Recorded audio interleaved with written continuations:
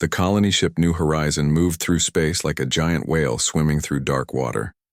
Inside its metal walls, 50,000 people lived and worked, all heading toward a new world that would become their home.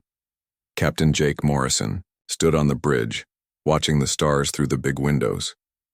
He had made this trip many times before, but never with so many families aboard. In the medical bay, Dr. Lisa Grant checked on a young boy who had scraped his knee while playing. In the recreation area, the boy's mother, Katie Chen, held his hand while Dr. Grant cleaned the wound. Katie's son, Billy, was only 8 years old with bright eyes and a smile that made everyone around him happy. He was one of hundreds of children on the ship, all excited about starting new lives on a planet far from Earth. The ship was not built for war. It carried teachers like Amanda Cole, who spent her days reading stories to groups of children.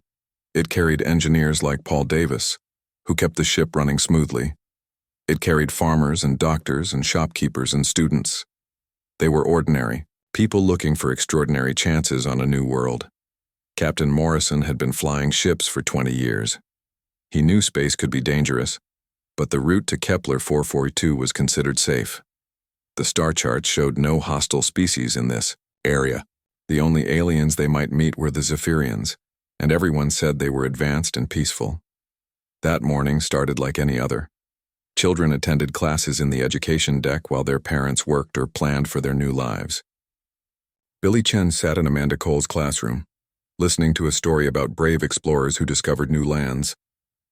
He raised his hand to ask questions, making his teacher smile. Katie Chen worked in the ship's communication center, sending messages back to Earth about their progress. She wrote to her sister about how excited Billy was to see their new home.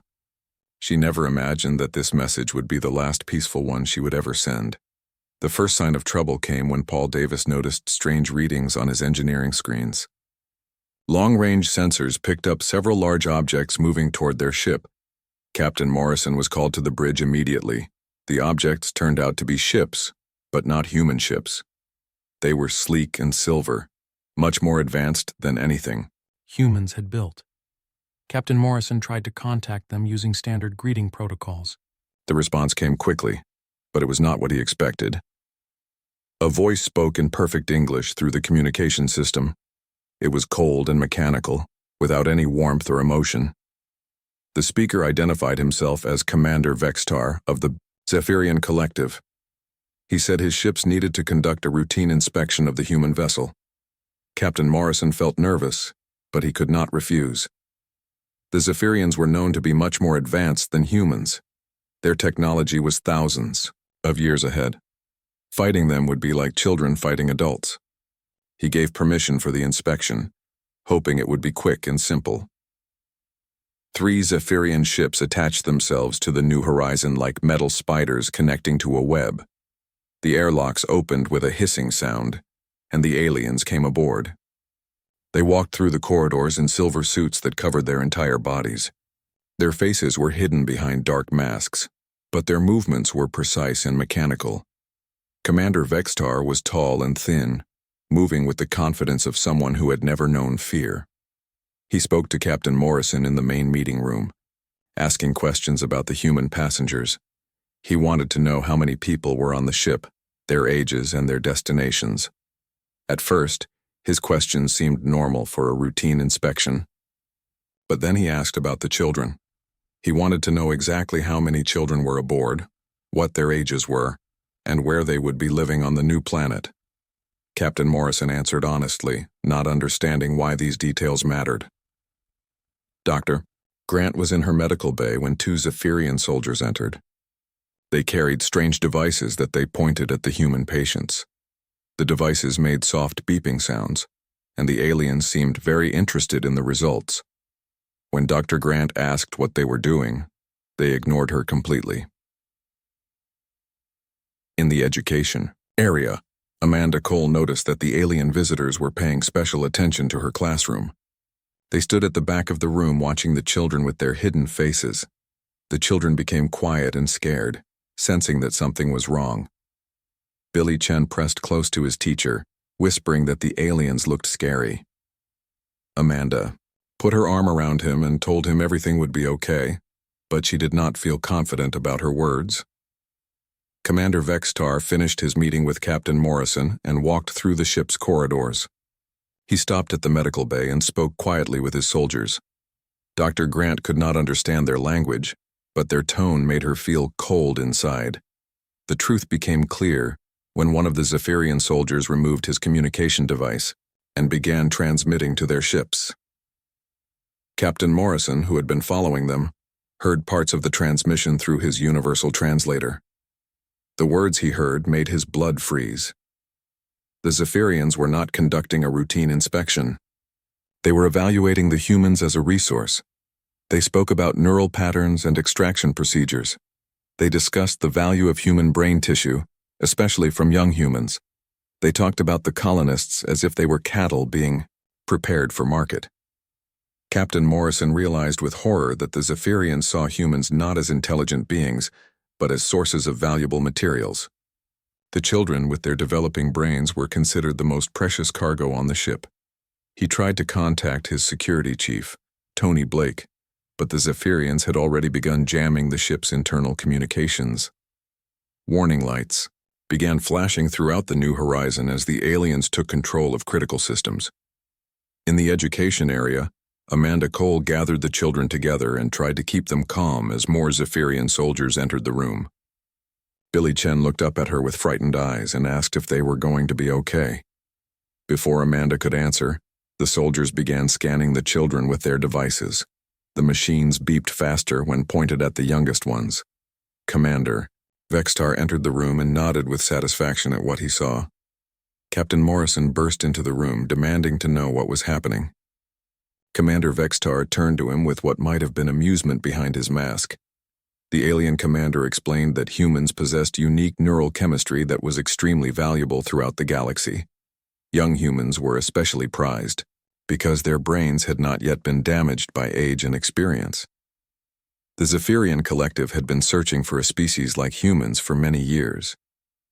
The New Horizon and its passengers were now property of the Zephyrian collective. The humans would be processed efficiently, and their neural materials would be harvested for distribution across their empire. It was nothing personal, Commander Vextar explained. It was simply business. As the reality of their situation became clear, Katie Chen screamed and ran toward her son. Billy reached out for his mother as Zephyrian soldiers grabbed him. Dr. Grant tried to shield other children but was pushed aside by the aliens. Captain Morrison watched in horror as his peaceful mission of hope and new beginnings transformed into humanity's worst nightmare. The innocent voyage had ended and something terrible was about to begin. The nightmare began at dawn the next day. Billy Chen woke up in a cold metal room that smelled like chemicals and fear. His mother Katie was not there. The bed was hard and uncomfortable, nothing like his cozy room on the New Horizon. Through the small window, he could see other children in similar rooms, all looking scared and confused. 3 more Zephyrian ships had arrived during the night. They attached themselves to the New Horizon like giant metal insects feeding on a helpless animal. The aliens worked quickly and efficiently, dividing the human passengers into groups based on age and what they called neural potential. Captain Morrison found himself locked in the ship's own security office with his hands tied behind his back. Tony Blake, his security chief, sat beside him with a cut on his forehead and anger in his eyes. They had tried to fight back when the aliens began separating families, but human weapons were useless against Zephyrian technology. The aliens had some kind of energy shields that made bullets bounce off like raindrops. Their own weapons fired beams of light that could stun a person instantly or cut through metal like butter. Tony had managed to hit one alien soldier in the chest with his rifle, but the bullet had simply fallen to the floor without causing any damage. Dr. Lisa Grant was forced to watch as the Zephyrians set up their processing equipment in the ship's large cargo areas. They brought in machines that looked like metal beds with tubes and wires attached. The aliens worked without talking, following procedures they had obviously done many times before. One machine was designed to keep humans alive while extracting fluid from their brains. Another machine processed the extracted material into small crystal containers. A third machine disposed of what the aliens considered waste, which Dr. Grant realized with horror were the bodies of humans who had been drained completely. Commander Vextar walked through the processing area like a factory manager inspecting his production line. He carried a tablet that showed the neural readings of each human passenger. Children under 15 showed the highest readings and were marked with green symbols. Adults between 15 and 30 were marked yellow. Everyone over 30 was marked red. Amanda Cole had been separated from her students but could hear their crying through the metal walls. She was kept in a holding area with other adults who were waiting to be processed. The room was crowded and smelled terrible. People were scared and some were getting sick from fear and the bad conditions. An older man named Frank Miller, who had been a farmer back on Earth, tried to keep everyone's spirits up by telling jokes and sharing stories. But even Frank's cheerful voice could not hide the terror in his eyes when Zephyrian soldiers came to take people away for processing. Katie Chen pressed her face against the small window of her holding cell, trying to see where they had taken Billy. She could see aliens, moving back and forth carrying containers and equipment, but no sign of her son. Every few hours, soldiers would come and take more people from her cell. She knew that when her turn came, she might never see Billy again. The processing began with the oldest humans first. The Zephyrians wanted to test their equipment and procedures before working on the more valuable younger specimens. Dr. Grant was forced to help them understand human biology, threatened with immediate processing if she refused to cooperate. She watched in horror as they connected an elderly woman named Betty Rogers to one of their machines. Betty had been a grandmother traveling to the new colony to be near her daughter's family. The machine inserted thin tubes into her head while keeping her conscious and aware of everything happening. The extraction process was slow and painful. Betty screamed for the first few minutes, then became quiet as the machine drained the fluid from her brain. Her eyes stayed open but became empty and lifeless. When the process was complete, the aliens disconnected the tubes and moved her body to the disposal unit. Dr. Grant tried to close her eyes, but the Zephyrian guards forced her to watch. They wanted her to understand exactly what would happen to every human on the ship. Commander Vextar explained that fear and desperation actually improved the quality of the neural fluid, so keeping the humans aware of their fate was part of the process. Paul Davis, the ship's engineer, had managed to avoid capture by hiding in the maintenance tunnels that ran through the ship's walls. He crawled through the narrow spaces, trying to reach the communication center. If he could send a message to Earth, maybe someone would come to help them. The tunnels were dark and cramped, barely wide enough for a grown man to squeeze through. Paul had to move slowly to avoid making noise that would alert the alien guards. He could hear the sounds of the processing equipment through the walls, along with the cries and pleas of his fellow passengers. After hours of crawling, Paul reached the communication center.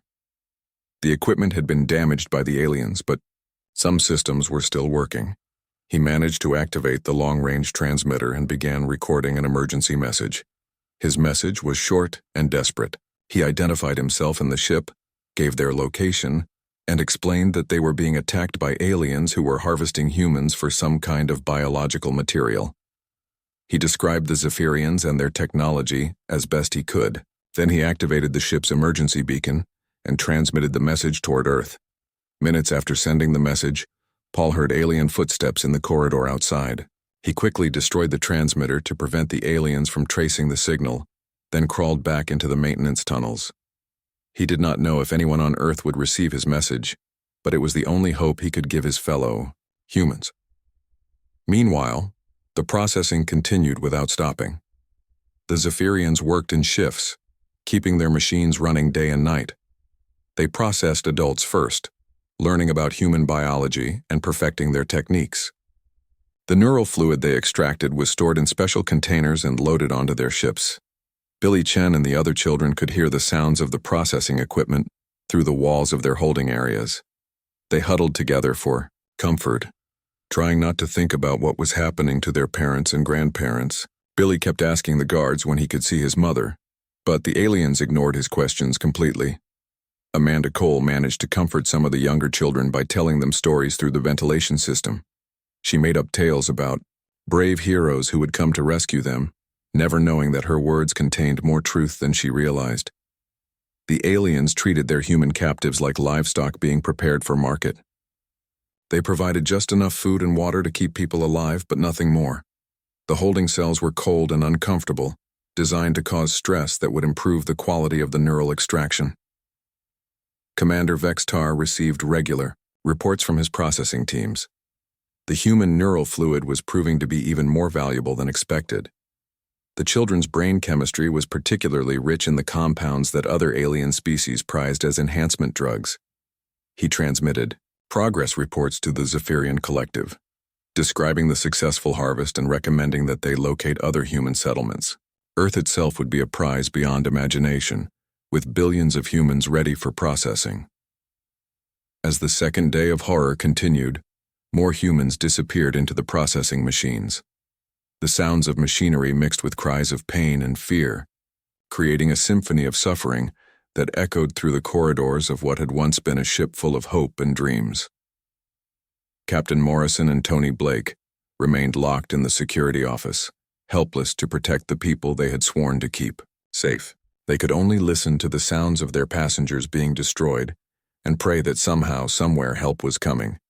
But space was vast and empty, and Earth was very far away. The Zephyrians had chosen their hunting ground well, far from any human patrol routes or communication stations. They believed they could complete their harvest without anyone ever knowing what had happened to the New Horizon. They were wrong. Deep inside the Pentagon on Earth, Admiral Steve Parker was drinking his morning coffee when the emergency alarm began screaming through the building. It was 3 a.m, and the halls were mostly empty except for the night duty officers. But within minutes, every light in the Strategic Command Center was blazing as military personnel rushed to their stations. The message from Paul Davis had taken 2 days to reach Earth, traveling through space at the speed of light. When it finally arrived at the Deep Space Communications Station in Nevada, the duty officer almost could not believe what he was hearing. Aliens were harvesting humans like cattle. The words seemed impossible, like something from a nightmare or a science fiction movie. But the message was real, and it was verified by the New Horizons emergency beacon. Admiral Parker read the transcript 3 times before the full horror of the situation hit him. 50,000 human beings, including thousands of children, were being butchered by creatures that saw them as nothing more than raw materials. Within 1 hour, every human military base on Earth, Mars, and the Moon had received copies of the message. The response was immediate and unlike anything in human history. For the first time since humans had learned to make fire, the entire species focused on a single purpose with perfect unity. President Julia Martinez called an emergency meeting of the World Council. Prime Minister Robert Chen of the Asian Federation sat next to Chancellor Lisa Weber of the European Union. General Chris Murphy, commander of the Earth Defense Forces, stood before a room full of the most powerful people on the planet and said words that would be remembered forever. The general's voice was calm and cold as winter steel. He told the assembled leaders that humanity's response would not be measured or diplomatic. There would be no negotiations or peace talks. Every human military asset would be sent to rescue their people and destroy the aliens who had dared to harm them. Admiral Parker was given command of the largest fleet ever assembled by humanity. The massive dreadnought Terra's Wrath would lead the attack, along with 50 other warships that had been pulled from patrol duties across the solar system. But it was not just military ships that prepared for war. Civilian spacecraft were quickly converted into troop transports and supply vessels. The cargo ship Freedom's Call was loaded with enough ammunition to fight a year-long war. The passenger liner Star of Hope became a hospital ship, ready to treat wounded humans and aliens alike. Even small private ships volunteered to join the fleet. Captain Nicole Foster commanded the stealth destroyer Silent Hunter, one of humanity's most advanced warships. Her ship was equipped with technology that could make it invisible to most sensors, perfect for striking enemies without warning. She had never expected to use her ship against aliens, but she was ready to do whatever was necessary to save her fellow humans. The preparations took place at a speed that amazed even the military planners. Weapons factories that normally produced equipment for police and security forces switched to making military hardware. Scientists worked around the clock to develop new weapons specifically designed to kill the aliens who had attacked the New Horizon. Dr. Kevin Shaw led a team of researchers who analyzed every piece of information about Zephyrian biology they could find. Using data from previous peaceful contacts, they developed biological weapons that would target the aliens' nervous systems. If the Zephyrians wanted to harvest human brains, Dr. Shaw would make sure they paid with their own. The fleet that assembled in Earth orbit was a sight that would have been impossible to imagine just days earlier. Hundreds of ships of every size and type, all united by a single purpose. The crews came from every nation on Earth, but they no longer thought of themselves as Americans or Chinese or Europeans. They were humans, and their family was in danger. Marine General Chris Murphy addressed his troops from the assault ship Retribution. His soldiers came from every branch of the military and every corner of human space. They had trained for different kinds of wars, but now they would fight together for the most important battle in human history. The general told his Marines that they were not going to Kepler 442 to conquer territory or capture resources. They were going to rescue their people and punish the creatures who had harmed them. He promised that every alien who had participated in the harvest would pay for their crimes with their lives. Sergeant Alex Rivera had served in 3 different wars, but he had never felt the kind of focused anger that filled him now. The thought of children being hurt by aliens made him want to tear the enemies apart with his bare hands. Corporal Maria Santos felt the same way, as did every other human soldier preparing for battle. The fleet's departure from Earth was watched by billions of people around the world. Television cameras captured the moment when hundreds of ships engaged their engines and began the journey toward the Kepler system. It was not just a military mission, but a statement by the entire human species. As the ships traveled through hyperspace, their crews prepared for battle in ways that went beyond normal military training. They studied every detail about Zephyrian technology and tactics. They practiced boarding procedures and rescue operations. Most importantly, they reminded themselves why they were fighting. Commander Danny Bell trained his rescue teams on the assault ship Lightning Strike. His job would be to get aboard the New Horizon and evacuate the surviving humans, while the main fleet dealt with the alien warships. He knew that many of the colonists would be dead by the time they arrived, but he was determined to save everyone who was still alive. The human fleet was not traveling alone through space. Intelligence ships had been sent ahead to gather information about the Zephyrian forces in the Kepler system. Spy satellites were launched to monitor alien communications. Every piece of information was analyzed to help plan the rescue mission. What the intelligence reports revealed was both encouraging and terrifying. The Zephyrians had only a small fleet guarding the New Horizon, probably because they did not expect any resistance from humans. But they were also working quickly to complete their harvest, which meant that many humans had already been processed. Admiral Parker studied the intelligence reports in his command center aboard the Terra's Wrath. The ship's war room was filled, with officers from every branch of the military, all working together to plan the attack. They had one chance to save their people, and they could not afford to make any mistakes. The Admiral's plan was simple but brutal. The Silent Hunter and other stealth ships would strike first, destroying the aliens' communication systems and isolating their forces. Then the main fleet would attack with overwhelming force, focusing on capturing rather than destroying the alien ships. They needed to reach the human prisoners as quickly as possible. Captain Foster reviewed her mission orders as the Silent Hunter approached the edge of the Kepler system. Her ship would be the first to engage the enemy, striking without warning to give the rescue fleet the best possible chance of success. She had never killed an alien before, but she was ready to start. As the human fleet prepared for battle, intercepted Zephyrian communications revealed that the harvest of the New Horizon was almost complete. The aliens were discussing plans to locate other human colonies and expand their operations.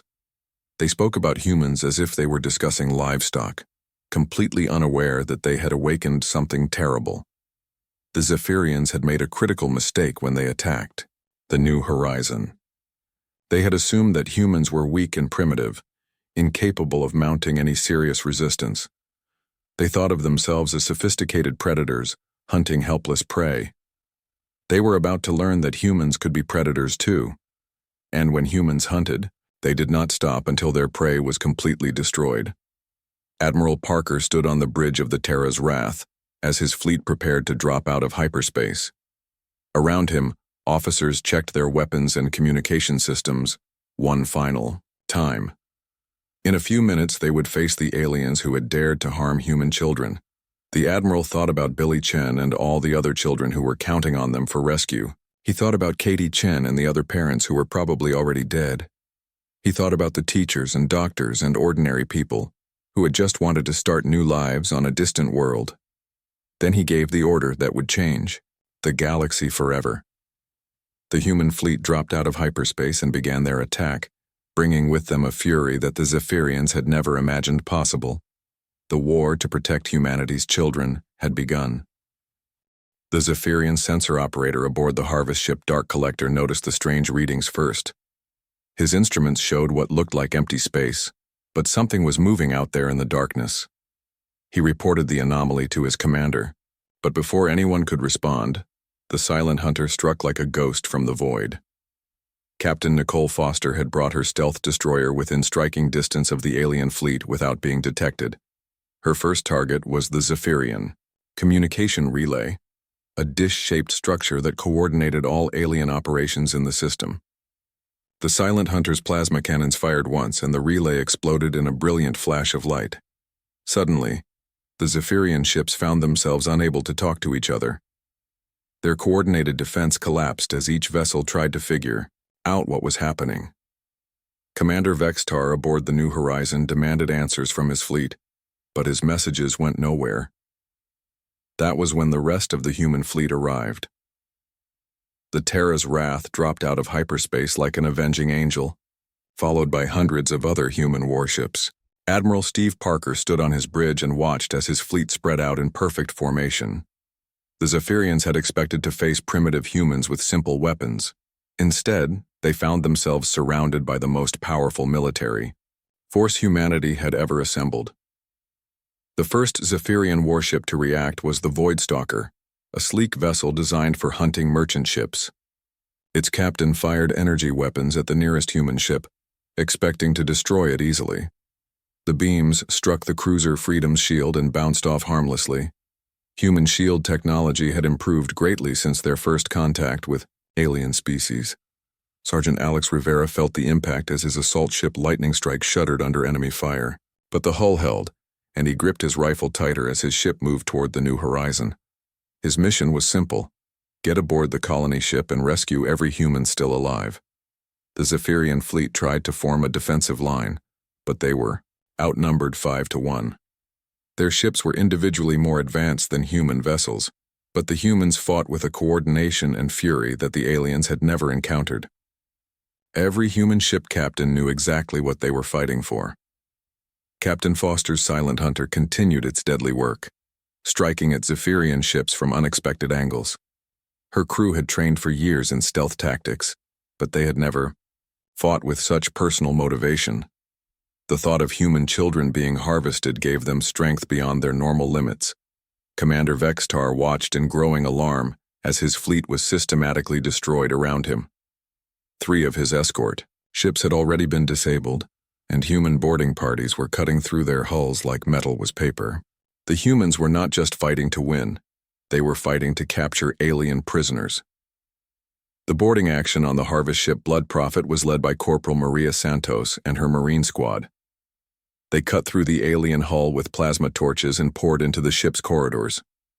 The Zephyrian soldiers inside tried to stop them, but human weapons had been specifically designed to pierce alien armor.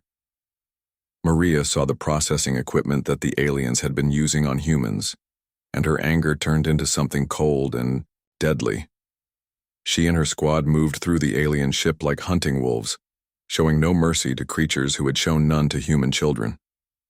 The aliens quickly learned that humans in combat were nothing like the helpless colonists they had been harvesting.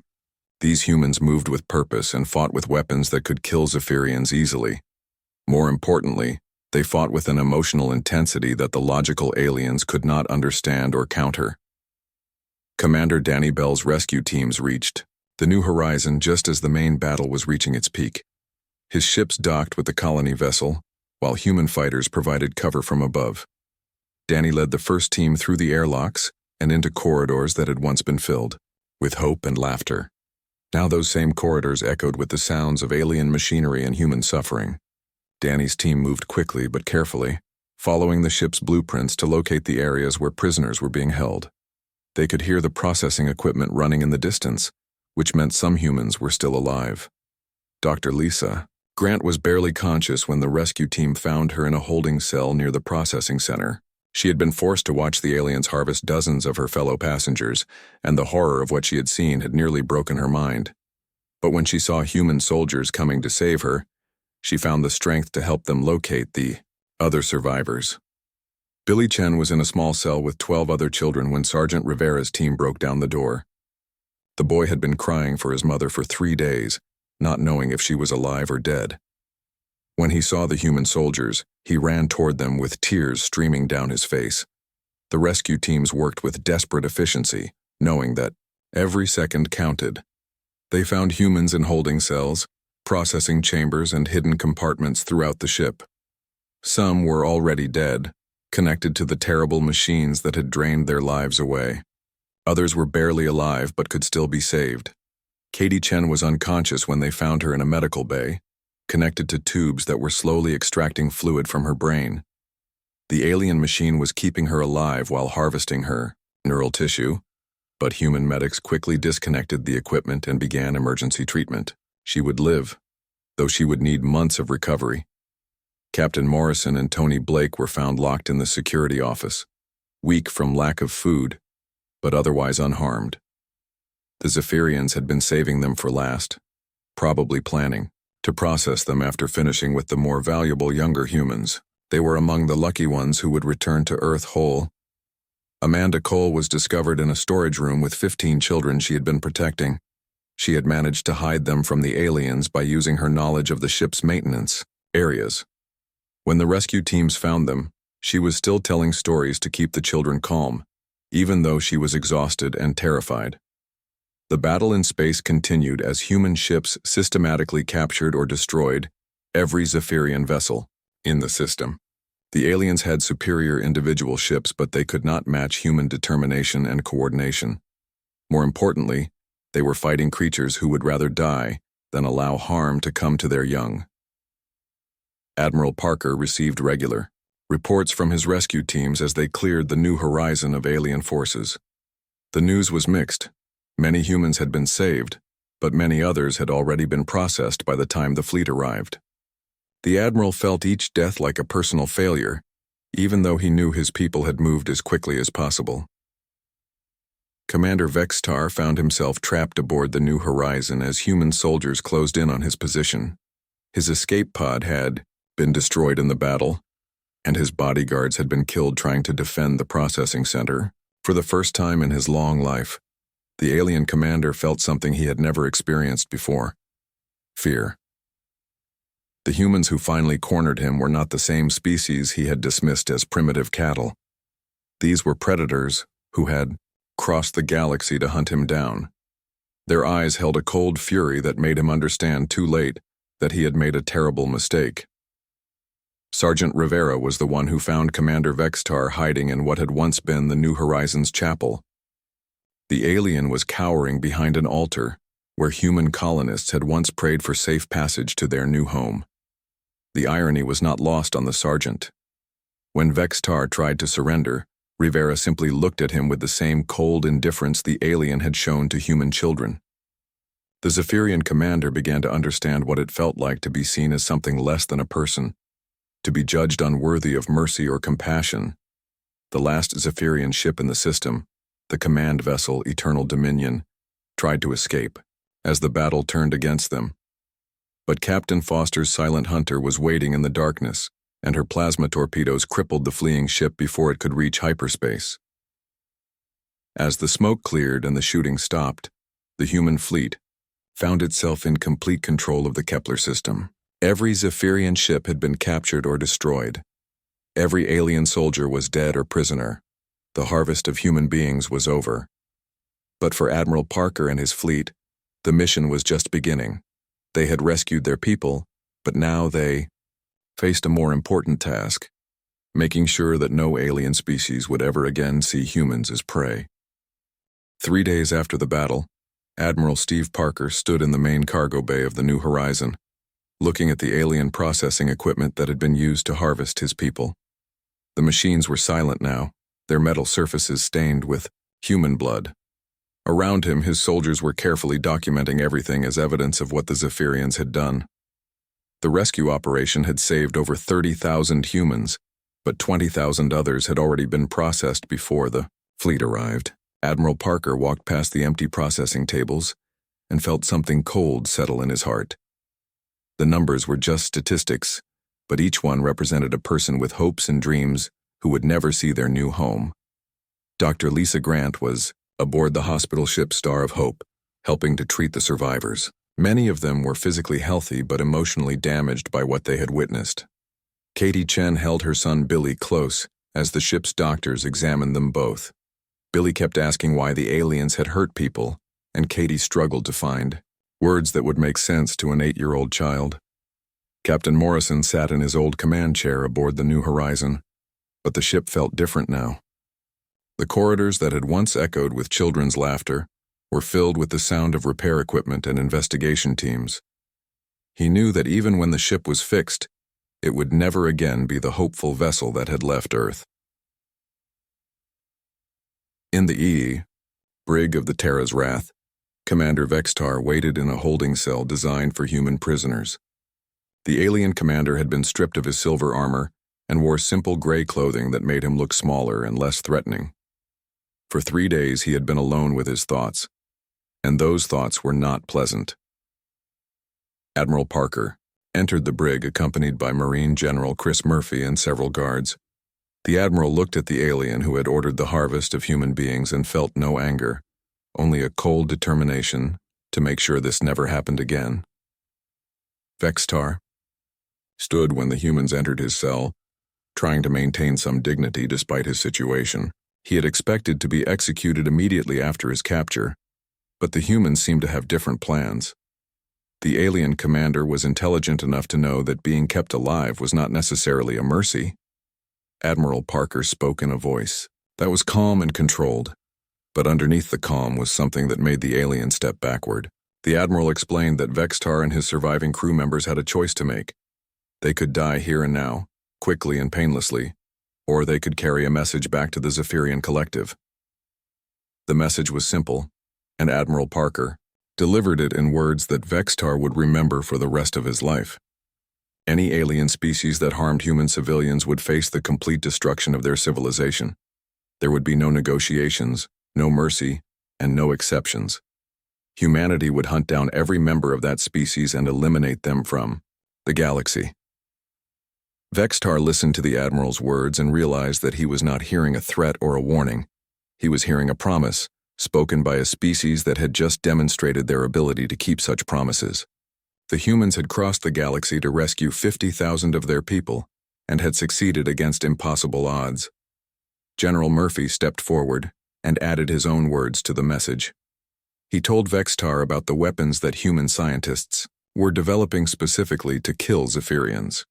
He described the biological agents that would target alien nervous systems and the bombs that would turn Zephyrian worlds into lifeless rocks. But the most terrifying part of the message was not about weapons or technology.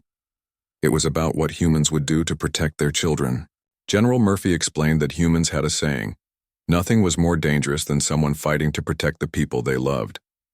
The Zephyrians had learned this truth the hard way. Captain Nicole Foster's Silent Hunter had been hunting down the few Zephyrian ships that had escaped the main battle.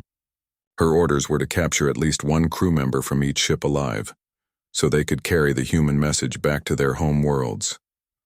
The rest would be killed as an example of what happened to those who harvested humans. The captain found the last Zephyrian ship hiding behind an asteroid, trying to repair damage from the battle. The Silent Hunter approached invisibly and disabled the alien vessel's engines with a single shot. When the boarding party entered the ship, they found 12 terrified aliens who surrendered immediately. Foster selected one alien to survive and return home. The others were killed quickly and efficiently, their bodies left aboard their ship as a message. The survivor was given detailed recordings of the battle and instructions to share them with the Zephyrian leadership. Then the alien was sent home, in an escape pod with just enough fuel to reach the nearest Zephyrian outpost.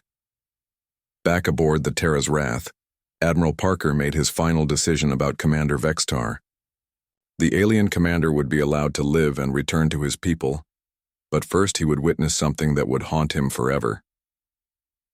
The Admiral took Vextar to the observation deck of his flagship and showed him the human fleet as it prepared to leave the Kepler system. Hundreds of ships hung in space like metal stars, each one crewed by humans who had crossed the galaxy to protect their own. It was a sight that represented the power of an entire species united in purpose. But the Admiral was not finished with his demonstration. He activated the ship's communication system and connected to every human vessel in the fleet. Then he asked each captain to report the number of humans aboard their ship who had volunteered for military service since receiving news of the harvest. The numbers were staggering. Over 2 million humans had enlisted in the military in the past week alone. Factories across human space were converting to weapons production. Scientists were developing new technologies specifically designed to hunt alien species that threatened human civilians. Vextar listened to the reports and realized that his people had not simply attacked a colony ship. They had declared war on a species that would never stop fighting until every threat to their children was eliminated. The Zephyrian collective had awakened something that they were not prepared to face. Admiral Parker explained to the alien commander that humanity was establishing what they called the Human Protection Protocols. Heavily armed human fleets would patrol every system where humans lived or traveled. Any alien ship that approached a human vessel would be inspected and searched. Any alien found carrying human remains or neural fluid would be executed immediately. The galaxy was about to become a very dangerous place for species that preyed on humans. The Admiral made it clear that humanity was no longer content to be victims. They had decided to become guardians, and they would protect not only their own people but any species that asked for their help. Dr. Grant finished her work aboard the hospital ship and joined the Admiral for Vextar's final briefing.